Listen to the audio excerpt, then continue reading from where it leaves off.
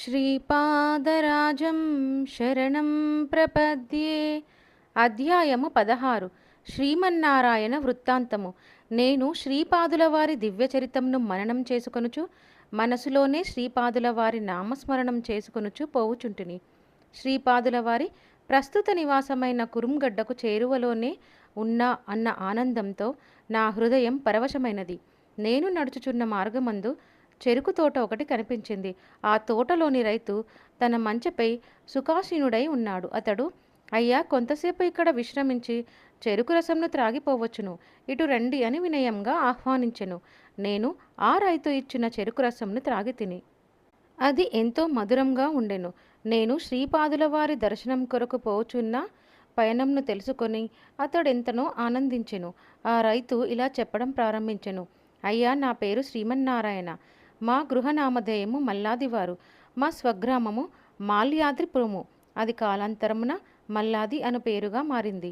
బాపనార్యుల వారి స్వగ్రామం కూడా మాల్యాద్రిపురమే. వారి గృహనామం కూడా మల్లాదియే. అయితే వారు బ్రాహ్మణులు, మేము కమ్మవారము. బాపనార్యుల వారి కుటుంబంకు మాకు ఎంతో సన్నిహిత సంబంధములు కలవు. శ్రీపాద శ్రీవల్లభుల వారికి 8 సంవత్సరాల వయస్సు ఉన్నప్పుడు మేము మాల్యాదిపురంను విడిచిపెట్టి పిఠాపురంనకు వచ్చితిమి. మా స్వగ్రామమున మా పరిస్థితులు తారుమారైనవి. ఆర్థిక పరిస్థితి చాలా సంకటంగా ఉంది. అప్పుల బాధ తట్టుకోలేక చరస్థిరాస్తులను అమ్మివేసి అప్పులను తీర్చివేసి కట్టుబట్టలతో పీఠికాపురంనకు చేరితిమి. మమ్ము శ్రీబాపనార్యుల వారు ఎంతో ఆదరించి అన్నపానములు ఒసిగిరి. బాపనార్యుల పొలమును కౌలుకు తీసుకొని వ్యవసాయం చేసుకొనవలెనని మా సంకల్పం.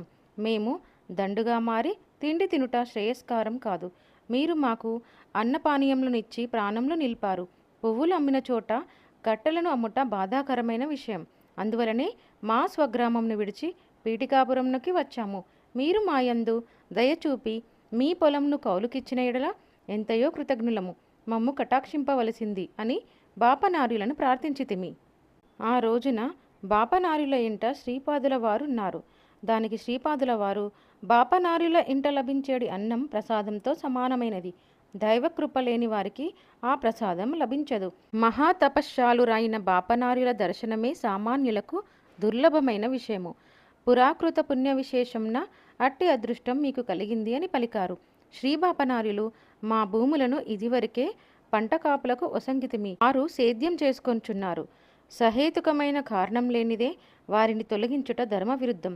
మరికొన్ని దినములు ఓర్మి వహించియుండుము, ఏదో ఒక మార్గాంతరం దొరకకపోదు అన్నారు. తదుపరి శ్రీపాదుల వారు, ఇదిగో గుప్పెడు మినుములు. వీనిని ఒక గుడ్డయందు బాగుగా కట్టుకొని పశ్చిమంగా పోవలసింది. అభీష్టం సిద్ధించిన తదుపరి ఈ మినుములను పారవేయవలసింది. రాతి క్రింద కప్పకు కూడా ఆహారంను సమకూర్చు జగత్ప్రభువు మీకు అన్నోదకములను ఏర్పాటు చేయలేడా? దిగ్విజయంగా పోవలసింది అన్నారు. మేము బాపనార్యుల ఇంట ఆఖరి భోజనం చేసి చెంగున ముడి వేసుకున్న మినుములతో పశ్చిమాభిముఖములే ప్రయాణం సాగించితిమి. శ్రీపాదుల వారి అనుగ్రహ విశేషంన మాకు ప్రయాణంలో అన్నోదకములకు లోటు కలగలేదు. అయాచితంగా భోజనం లభించేది. ఇది చాలా విచిత్రము. ఆంధ్రదేశమును దాటి కర్ణాటక దేశంను చేరుకుంటుమి. మార్గమధ్యంలో ఒకానొక కుటీరంను గాంచితిమి. అందు వృద్ధ దంపతులు మాత్రం ఉన్నారు. వారు కూడా కమ్మకులస్తులే. వారికి ఒకగానొక కుమారుడు ఉండెను. అతడు పాము కర్చుటచే మరణించెను.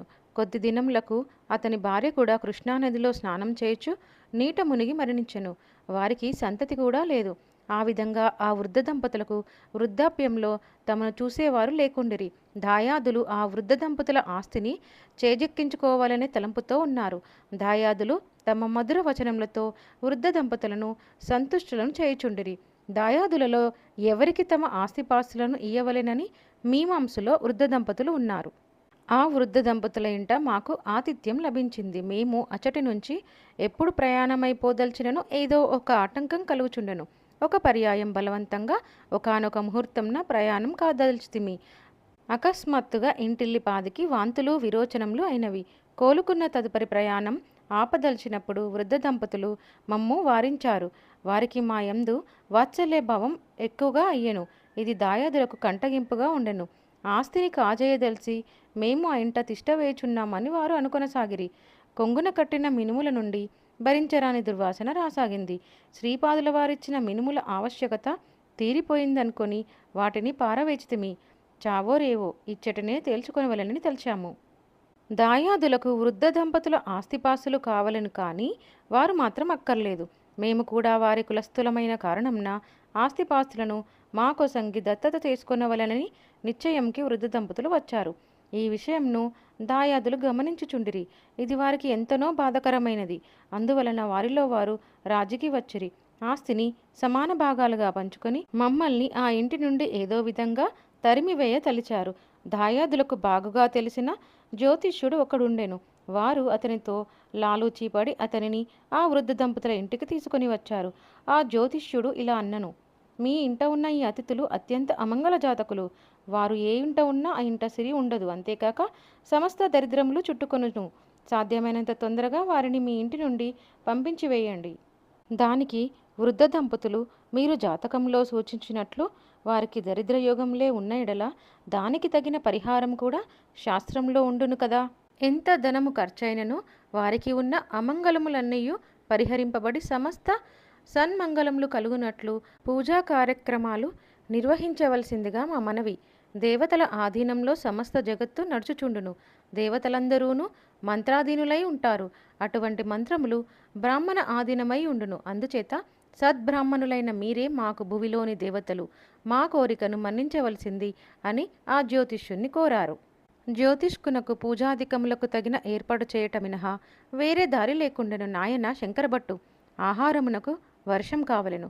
వర్షంను కురిపించేది యజ్ఞము. యజ్ఞమనున్నది కర్మ నుండి వచ్చింది. సమస్త కర్మలకు వేదమే మూలమై ఉంది. యాగముల చేత మనుష్యులు దేవతలను ఆరాధించవలను. దేవతలు వారికి శ్రేయస్సులను ఇయ్యవలెను. ఈ విధంగా మానవులకు దేవతలకు పరస్పరాశ్రయత్వం కలదు. దేవయజ్ఞము, మనుష్యయజ్ఞము, భూతయజ్ఞము, పితృయజ్ఞము, బ్రహ్మయజ్ఞమని యజ్ఞములు 5 రకములు. శ్రీపాదుల వారి లీలలు చిత్ర విచిత్రంగా ఉండును. వృద్ధ దంపతుల ద్రవ్య సహాయంతో బ్రాహ్మణోత్తముల ద్వారా సమస్త సన్మంగళములు సిద్ధించుటకు యజ్ఞము సల్పబడెను. వాస్తవానికి మాకు జాతకంలో ఏ విధమైన దోషములు లేవు. వృద్ధ దంపతుల పుణ్యమా అని మాకు పరమ పవిత్రమైన యజ్ఞంను దర్శించు భాగ్యం కలిగింది.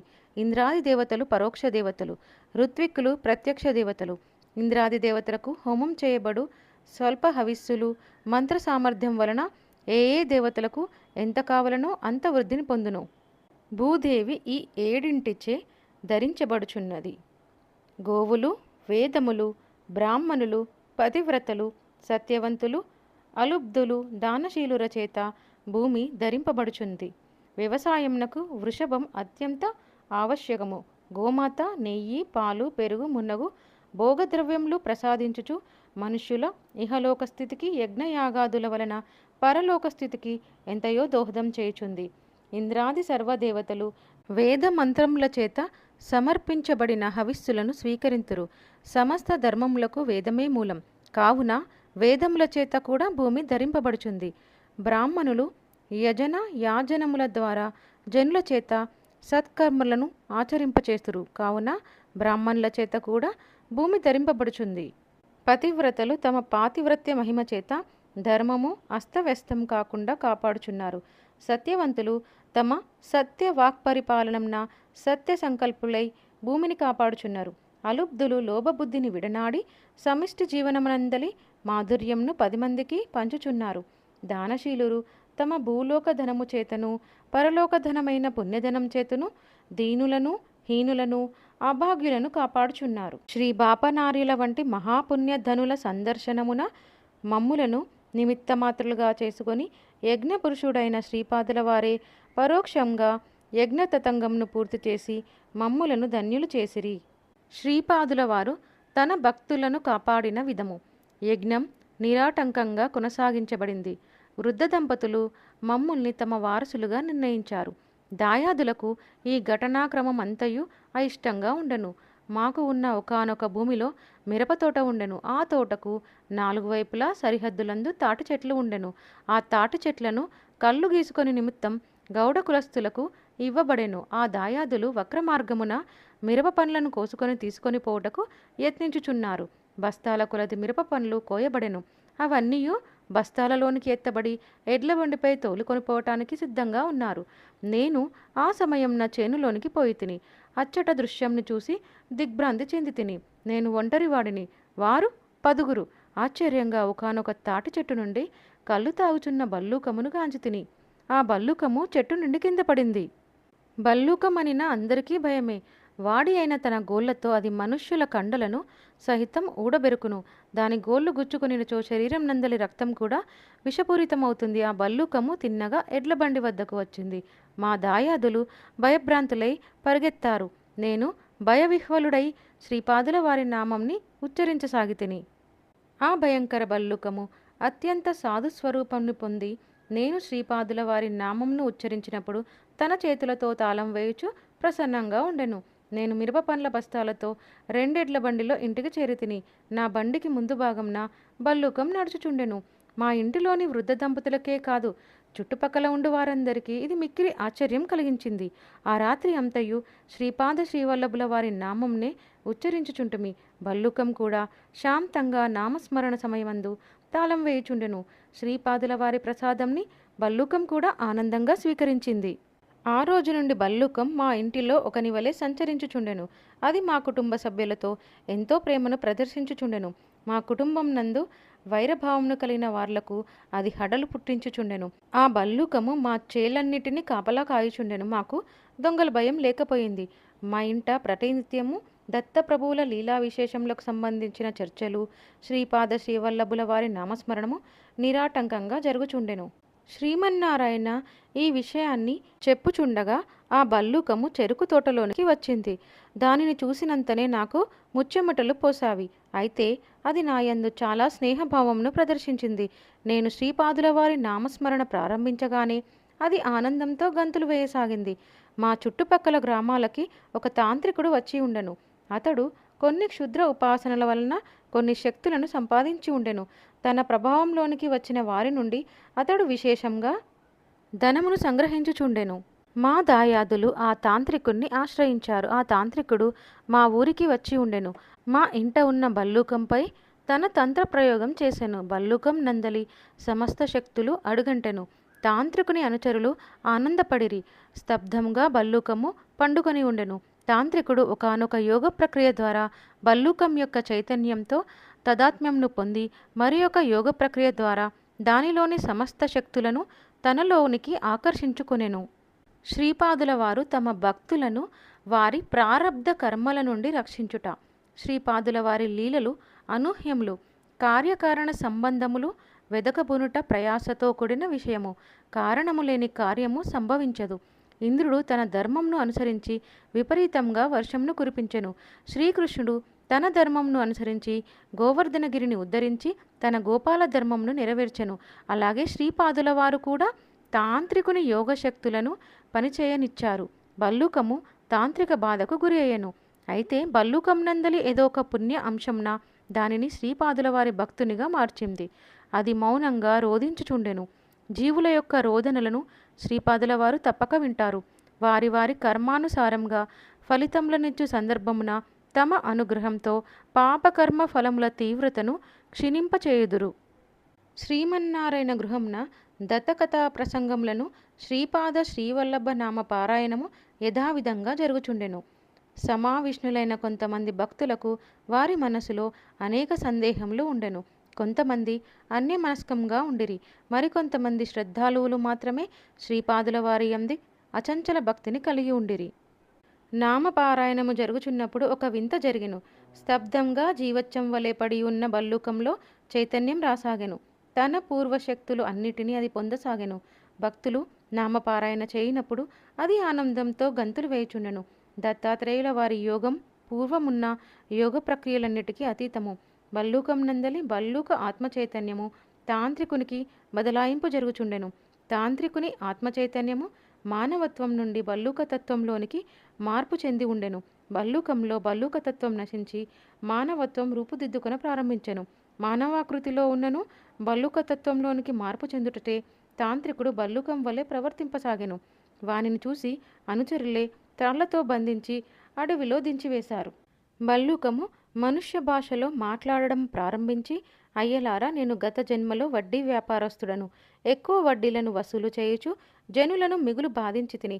తత్ఫలితంగా భల్లూక జన్మను పొంది తిని. పూర్వపుణ్యవశమున శ్రీపాదుల వారి అనుగ్రహం లభించింది. శ్రీపాదుల వారు సాక్షాత్తు దత్తప్రభువులని గమనించండి. వారి అనుగ్రహంన నాకు ఉత్తమ జన్మ ప్రాప్తించబోచుంది. తాంత్రికుడు అనేక పాపకర్మములను చేసి ఉన్నాడు. దానికి తోడు శ్రీపాదుల వారి భక్తుడను మూగ ప్రాణిని అయిన నాకు చెడు చేయదలిచాడు. దానికి శ్రీపాదుల వారు అతనిని శిక్షించారు. రక్షణయు శిక్షణయు రెండును శ్రీపాదుల వారి యందుండును. నిశ్చల భక్తితో వారిని ఆరాధించు వారి యందు వారు సదా ప్రసన్నులు. దైవ భక్తులను నిందించు వారిని, ఆస్తికులను కడగండ్ల పాలు చేయువారిని వారు శిక్షింతురు. శిక్షను అనుభవించిన తర్వాత క్రమంగా వారే భక్తులుగా మారుదురు. శ్రీపాదుల వారి నామమును పారాయణ చేయండి. నేను సద్గతిని పొందబోచున్నాను అని పలికెను. అందరూ ఆశ్చర్యచకితులై శ్రీపాద శ్రీవల్లభ నామమును పారాయణం చేయుచుండిరి. భల్లూకము మౌనంగా తన్మయావస్థలో ఉండెను. నామస్మరణము జరుగు సందర్భంన ఎచట నుండియో 3 నాగుపాములు వచ్చాయి. నామస్మరణం జరుగునప్పుడు అవి కూడా తన్మయంగా ఉండెను. భల్లూకం ప్రశాంతంగా ప్రాణములను విడిచెను. అచ్చటకు వచ్చిన 3 నాగుపాములు భల్లూకంనకు 3 సార్లు ప్రదక్షిణను చేసినవి. ఆ పాములు ఎచ్చటి నుండి వచ్చినవో, అవి ఎందుకు వచ్చినవో ఎవరికీ అర్థం కాలేదు. భల్లూకమునకు మనుష్యునకు జరుగు పద్ధతిలోనే దహన సంస్కారములు గావించితిమి. అయితే నాగుపాములు మాత్రం ఆ రోజంతయు మా ఇంటనే ఉండినవి. మాకు సర్వకాల సర్వావస్థలందును శ్రీపాద శ్రీవల్లభ నామమే శరణ్యమై ఉండెను. ఆ పవిత్ర నామమునే స్మరణ చేయుచుంటిమి. శ్రీవల్లభుల వారికి నైవేద్యమీడిన క్షీరమును ఆ నాగుపాములు త్రాగుచుండెను. బహిష్టు అయిన వారు కాని, మైల దోషం సోకినవారు కాని గుంపులో ఉండినా అవి బుసకొట్టుచుండేవి. నాగుపాములు మా ఇంట నివసించుటచే మా ఇంటికి వచ్చుటకు కొంతమందికి భయంగా ఉండేది. దత్తభక్తులు మా ఇంటికి స్వేచ్ఛగా వచ్చేవారు. దత్తనామం గాని, శ్రీపాదుల వారి నామం గాని విన్న వెంటనే ఆ నాగుపాములు తన్మయ భావంతో ఉండేవి.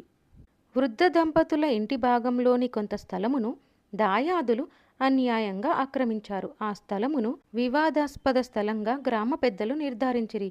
తీర్పు వెలుపడనంత వరకును ఆ స్థలమందు మా దాయాదులే కూరనారలు పండించుకొనుటకు అనుమతి ఇయ్యబడెను.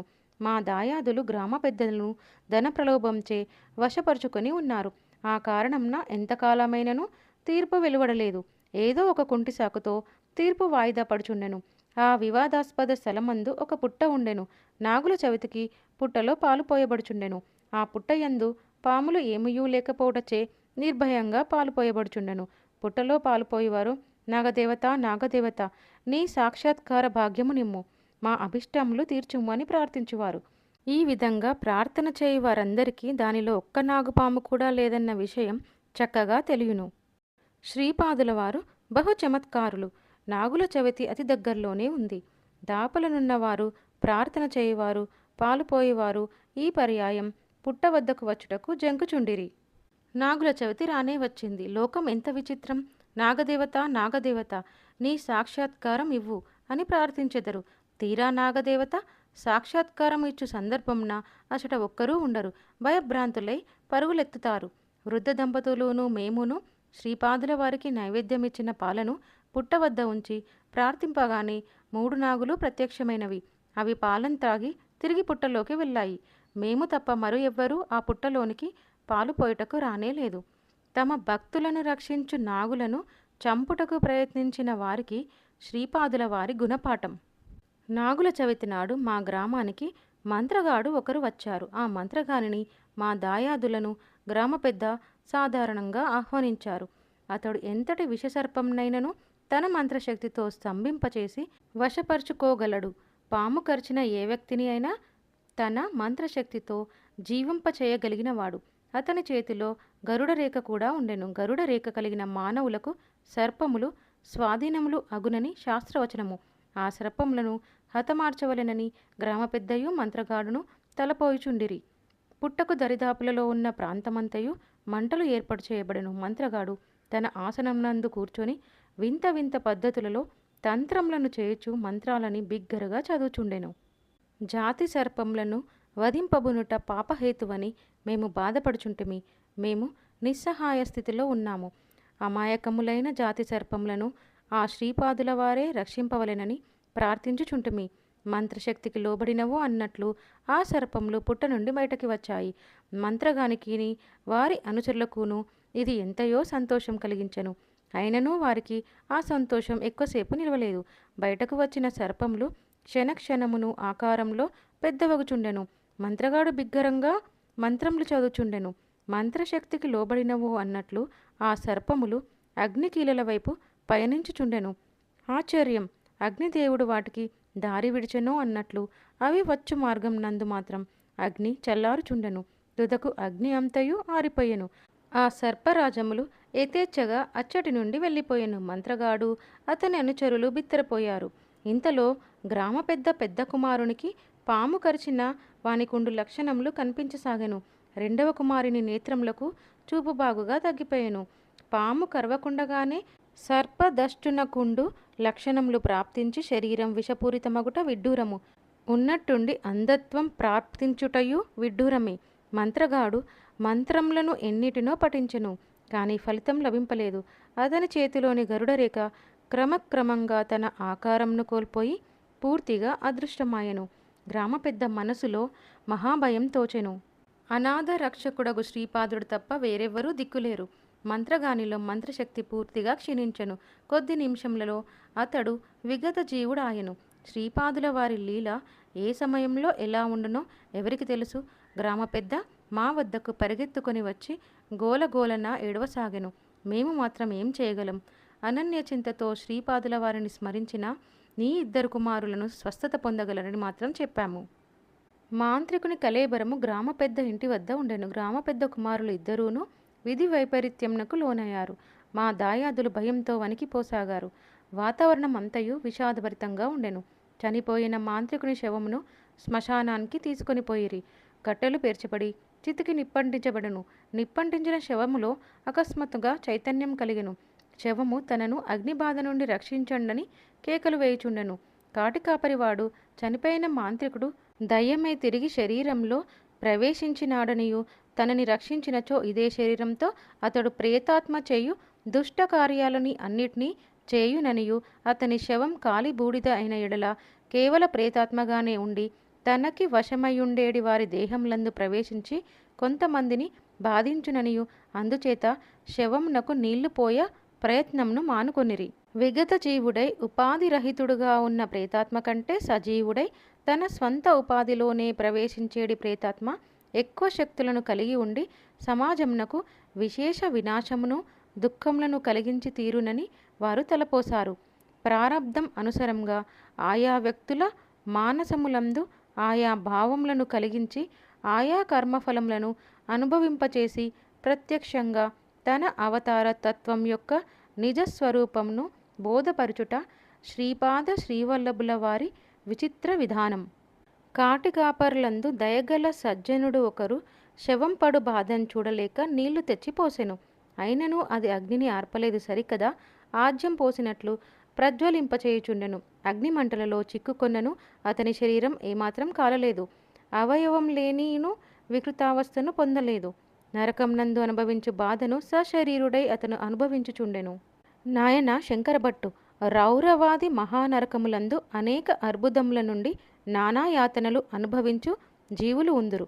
స్నానం చేయనప్పుడు, శిఖను పిండుకొన్నప్పుడు, గావంచను పిండుకొన్నప్పుడు, భోజన సమయం నందు రౌరవే పుణ్యనిలయే పద్మార్బుద నివాసినాం ఆర్తినాం ఉదకం దత్తం అక్షయ్య ముపతిష్టతు అని పరిశేచనం చేసి విడుచు నీరును అపుణ్య నిలయమైన రౌరవాది నరకములందు అనేక అర్బుదముల కాలం నుండి దాహార్తులుగా ఉన్నవారికి దాహోపశమనమును కలిగించును.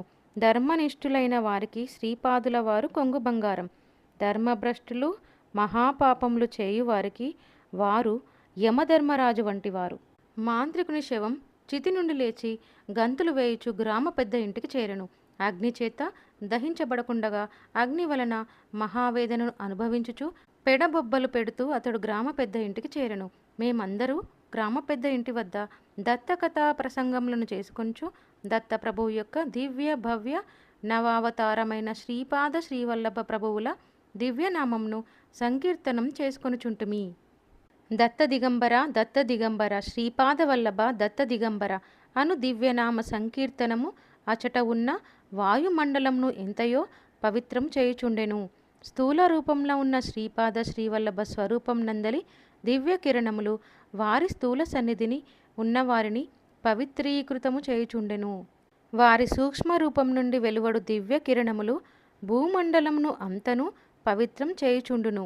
వారి కారణ రూపం నుండి వెలువడు దివ్య కిరణములు కోటాను కోట్ల బ్రహ్మాండములను పవిత్రం చేయుచుండును.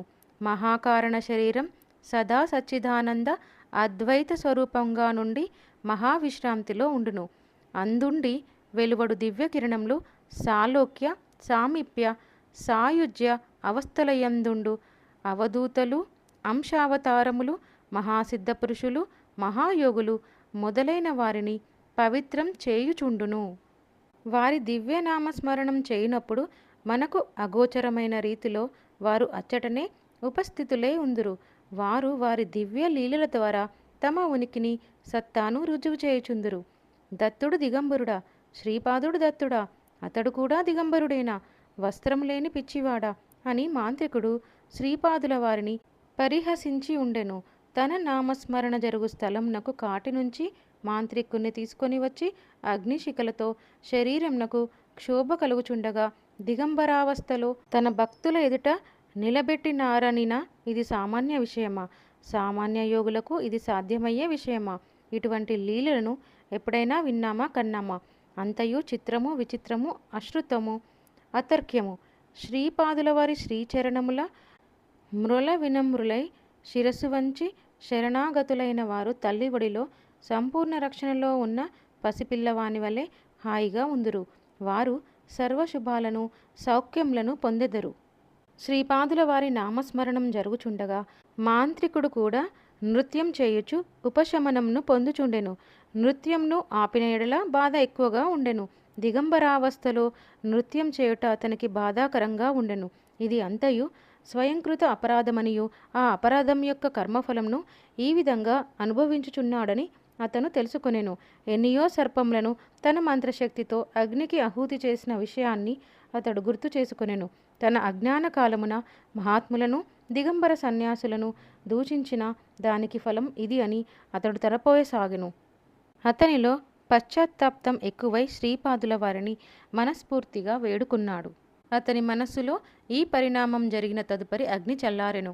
నేను నా ఉత్తరీయమును అతనికి ధరించుటకు ఇచ్చాను. అతడు ఆనందంతో సంకీర్తనలో పాల్గొనెను. సూర్యోదయం అగుసరికి గ్రామ పెద్ద రెండవ కుమారునికి చూపు పూర్తిగా వచ్చింది. శ్రీపాదుల వారికి నైవేద్యం ఇడిన ఆవు పాలను పెద్ద కుమారుని నోటిలో పోయగా వాడికి మైకం తగ్గి స్పృహలోకి వచ్చెను. మాంత్రికుడు శ్రీపాదుల వారి నామస్మరణ చేసుకొనుచు సాధువర్తనుడనై జీవించదనని ఎటో వెళ్ళెను. గ్రామ పెద్ద వివాదాస్పద భూమిని వృద్ధ దంపతులకు చెందునట్లు తీర్పు చెప్పెను. 3 సర్పరాజములు నివసించిన పుట్ట యందు 3 ఔదంబర వృక్షములు మొలిచినవి. కాలాంతరమున దత్తానంద అవధూతయను సన్యాసి అయాచితంగా మా ఇంటికి వచ్చెను. అతడు ఈ ఔదంబర వృక్షముల మూలమున ధ్యానావస్థలో ఉండువాడు. ఒకానొక శనివారం ప్రదోష సమయం నందు మా చేత తయారు చేయించబడిన హల్వాను శ్రీపాదుల వారికి నైవేద్యమిడి మాకు కూడా ప్రసాదంగా ఇచ్చి భుజింపమనెను. అతనిలా చెప్పెను. శ్రీపాదుల వారు పీఠికాపురం నందలి వారి మాతాపిత గృహమున ఒకానొక ఔదంబర వృక్ష మూలమున కూర్చునేవారు. వారి మాతృశ్రీ సుమతీ మహారాణి మహావాత్సల్యంతో వెండి గిన్నెలో హల్వాను నింపి ఆ వృక్షమూలంన ఉన్న శ్రీపాదుల వారికి తినిపించేవారు. శ్రీపాద శ్రీవల్లభ నరసింహ సరస్వతి స్వామి సమర్థ అను నామత్రయమునకు సంకేతమే ఈ 3 వృక్షములు. పీఠికాపురం నందలి ఆ ఔదంబర వృక్ష బీజముల పరంపరలోనివే ఈ 3 వృక్షములు. కాలాంతరమున పీఠికాపురం నందలి ఆ ఔదంబర వృక్ష బీజముల పరంపరలోని బీజమే శ్రీపాదుల జన్మస్థలమునందు ఔదంబరమై వెలియును. అచటనే వారి దివ్యమూర్తియు ప్రతిష్ఠించబడును. భవిష్యత్తులో ఆ ఔదంబర వృక్షమూలంన ఉన్న శ్రీపాదుల వారికి శని ప్రదోష సమయమందు హల్వా నైవేద్యముడు వారికి శ్రీపాదుల వారి అనుగ్రహము కొంగు బంగారమై ఉండును. ఈ విచిత్ర కథలను విన్న తదుపరి నా భక్తి దృఢమైనది. ఆ మరునాడు కురుంగడ్డకు నేను పయనమైతిని. శ్రీపాద శ్రీవల్లభులకు జయము జయము.